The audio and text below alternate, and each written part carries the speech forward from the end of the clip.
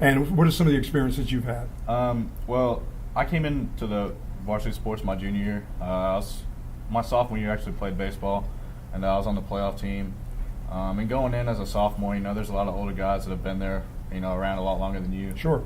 And so when you go in, you're not one of the best players. I got brought up for the team. I wasn't on varsity all year, and so that fact kind of made me a little bit lesser than everybody else.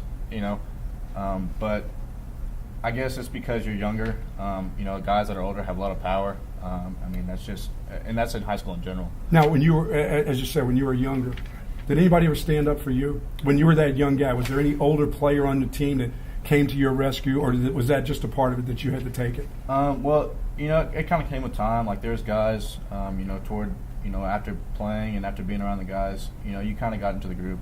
It didn't come right away, but there's definitely guys that were there that were more friendly and more supportive than other guys. And it kind of depends on who who's on your team and what kind of teammates you have and their character and stuff like that. Now, bullying and students that aren't athletes coming down the hall. Can you determine what a real bully is? I mean, do you have that ability to know when somebody's being real serious with somebody or they're just playing around? Well, as an athlete, there's the bullying that you see in athletics is different than what you see in the school.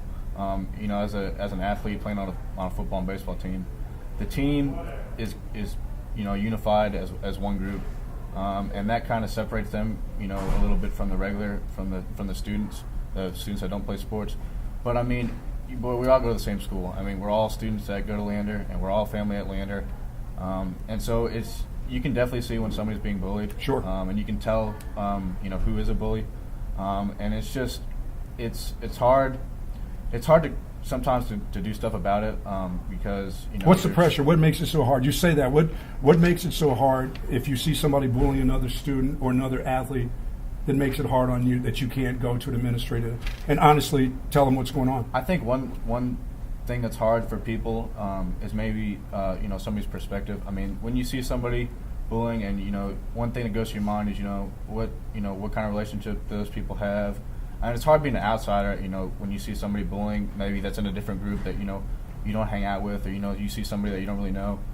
That's kind of hard because you're not aware of people's situations and stuff like that.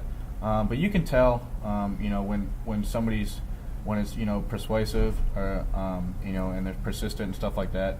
You have a great perspective, and for a young guy who has that kind of perspective, and being you play in both baseball and football.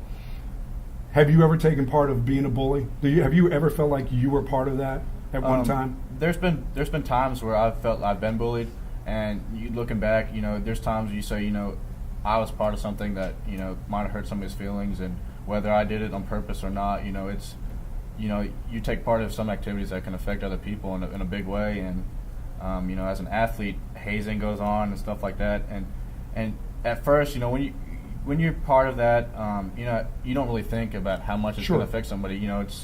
It's just joking around and stuff like that. But for some people, it's a big deal. And I know for me, it wasn't that big of a deal.